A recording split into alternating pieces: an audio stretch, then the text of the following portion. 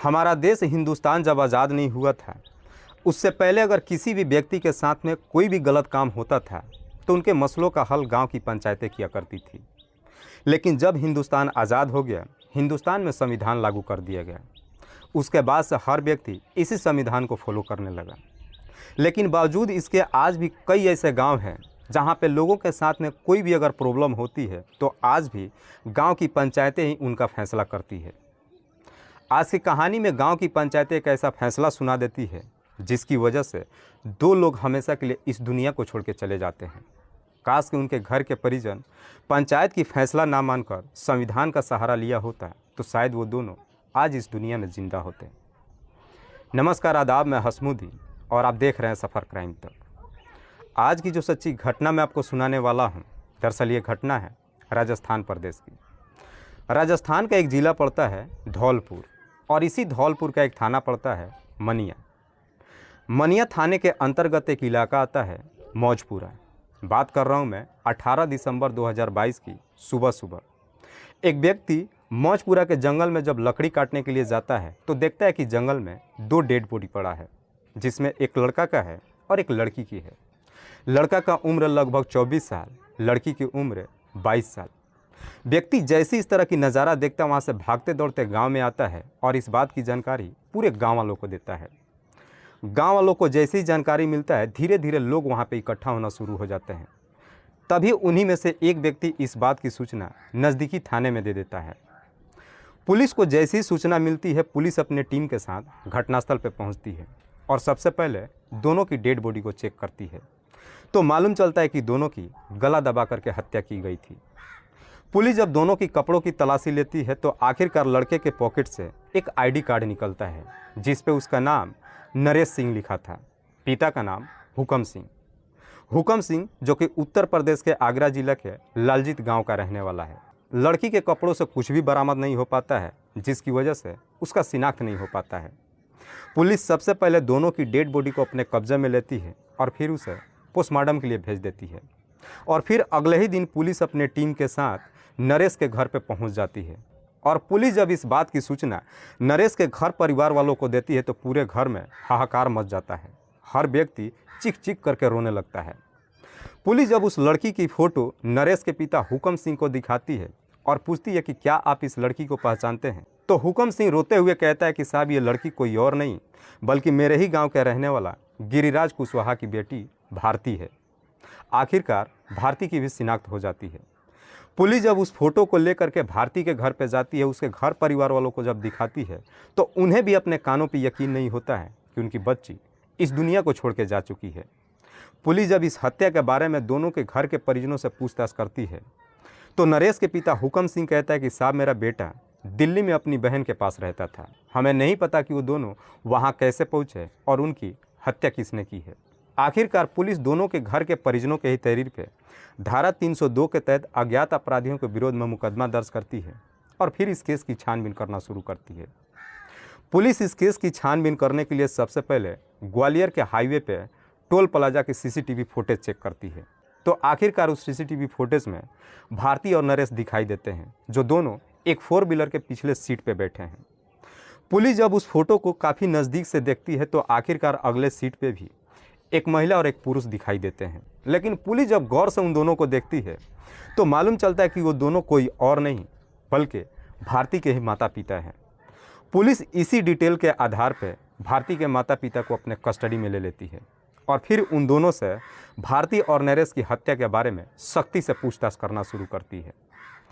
Police जैसे ही अपना सख्ती दिखाना शुरू करती है, आखिरकार अब इन दोनों के सामने कोई रास्ता नहीं बचता है और मजबूर होकर अपनी सच्चाई कबूल कर लेते हैं। गिरिराज कुशवाहा जो उत्तर प्रदेश आगरा जिले के लालजीत गांव का रहने वाला है। गांव बहुत ही छोटा है जिसमें लगभग 500 लोगों की आबादी है, जिसमें मात्र 2 ही जाति समुदाय के लोग हैं। 4 घर ठाकुर की है और बाकी घर कुशवाहा जाति का है। गिरिराज कुशवाहा जिसके टोटल 6 बच्चे हैं, जिसमें 3 बेटियां और 3 बेटा। 2 बेटियों की शादी कर चुका है और तीसरी बेटी भारती। गिरिराज के ही गांव का रहने वाला हुकम सिंह जो कि ठाकुर जाति समुदाय से है। हुकम सिंह के भी टोटल 5 बच्चे हैं, जिसमें 4 बेटा और 1 बेटी। चौथा नंबर का बेटा नरेश। भारती अपने गांव से ही 8वीं क्लास तक पढ़ाई करती है। उसके बाद से अपनी पढ़ाई छोड़ देती है। लेकिन भारती और नरेश दोनों आस पड़ोस की होने की वजह से दोनों में पहले दोस्ती होती है और फिर दोनों के बीच में प्रेम प्रसंग शुरू हो जाता है। नरेश और भारती के बीच में जब प्रेम प्रसंग चालू होता है, इस बात की जानकारी किसी को नहीं मालूम चलता है और लगभग 1 साल का समय गुजर जाता है। इस 1 साल में दोनों के प्यार का परवान जब चढ़ता है, एक दिन भारती नरेश से पूछती है कि क्या वाकई में तुम मुझसे शादी करोगे ना।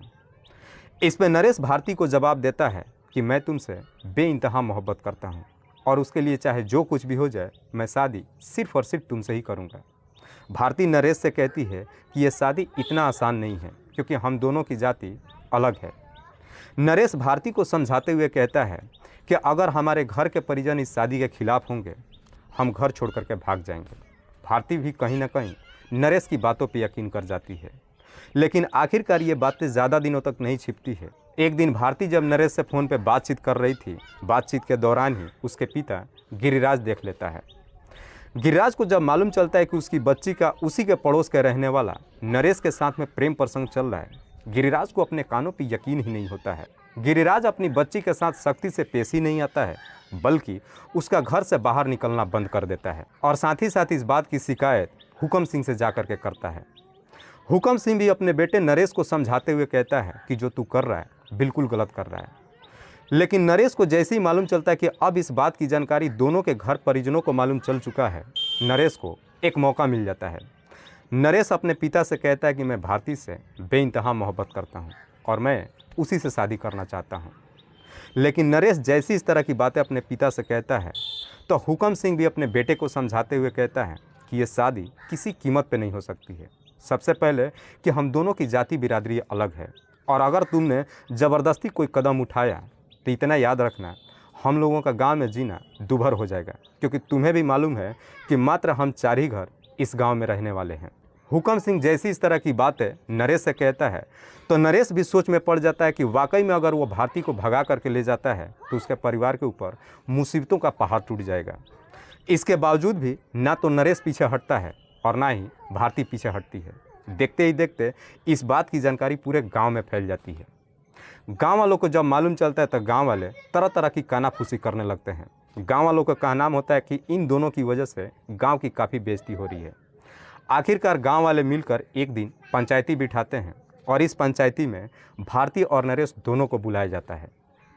पंचायत जब इन दोनों से पूछताछ करती है तो पूरे पंचायत के सामने दोनों अपने प्यार का इकरार ही नहीं करते हैं, बल्कि दोनों पंचायत के सामने भी कहते हैं कि हम दोनों एक दूसरे से बेइंतहा मोहब्बत करते हैं और शादी भी करना चाहते हैं। लेकिन नरेश और भारती जब अपना फैसला पंचायत के सामने रखते हैं, इस बात पे पंचायत एकदम से नाराज़ हो जाती है। पंचायत दोनों के घर के परिजनों को अपना फैसला सुनाती है कि नरेश और भारती को दोनों अपने अपने दूर किसी रिश्तेदार के पास भेज दो, ताकि दोनों के बीच में दूरियां बन जाए। अगर इन दोनों ने शादी कर लिया तो इससे हमारे गांव की बदनामी ही नहीं होगी, बल्कि आने वाली हमारी नस्लें भी खराब हो जाएगी। आखिरकार पंचायत की यह फैसला हुकम सिंह मान लेता है और अपने बेटे को अपनी बड़ी बेटी के पास दिल्ली भेज देता है। लेकिन गिरिराज अपनी बेटी को अपने पास ही रखता है। लेकिन जैसे ये खबर पूरे गांव वालों को मालूम चल जाता है, इस बात से गिरिराज एकदम से शर्मिंदा हो जाता है। गिरिराज को लगता है कि उसकी बेटी की वजह से वो समाज में किसी को मुंह दिखाने लायक नहीं रह गया है। इस बात से गिरिराज इतना आहत होता है कि अपनी बच्ची को हमेशा के लिए इस दुनिया से हटाने का तय कर देता है। लेकिन इस बारे में जब अपनी पत्नी और अपने बड़े दामाद शैलेंद्र से बातचीत करता है, तो शैलेंद्र अपने ससुर को सुझाव देते हुए कहता है कि अगर हमने भारती को इस दुनिया से हटा दिया, नरेश को जब भारती नहीं मिलेगी, नरेश पुलिस के पास पहुंच जाएगा और कहीं ना कहीं हम पकड़े जाएंगे।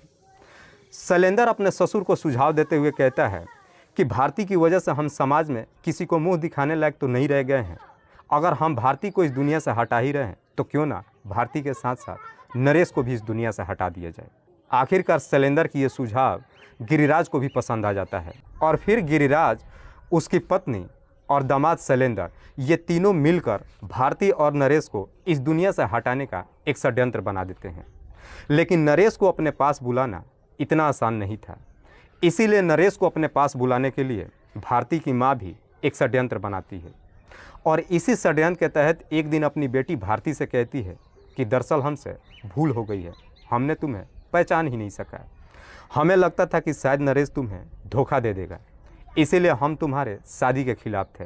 लेकिन अब हमें पूरा यकीन हो चुका है कि नरेश तुमसे बेइंतहा मोहब्बत करता है, इसीलिए हमने फैसला किया है कि अब हम तुम्हारी शादी नरेश से करा देंगे।